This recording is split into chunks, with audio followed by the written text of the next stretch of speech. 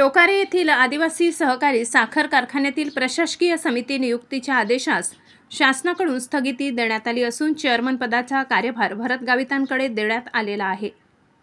गेल्या वर्षी 26 नोव्हेंबर रोजी डोकारे आदिवासी सहकारी साखर कारखान्यावर प्रशासक समिती नेमण्यात आली होती। त्यानंतर राष्ट्रवादीचे युवा नेते भरत गावित यांनी सहकार मंत्र्यांशी पाठपुरावा केला असता 26 नोव्हेंबर रोजी नेमण्यात आलेली प्रशासकीय समिती निष्प्रभावित करण्यात आली आहे। याबाबतचे आदेश गुरुवारी साखर संचालकांनी काढला।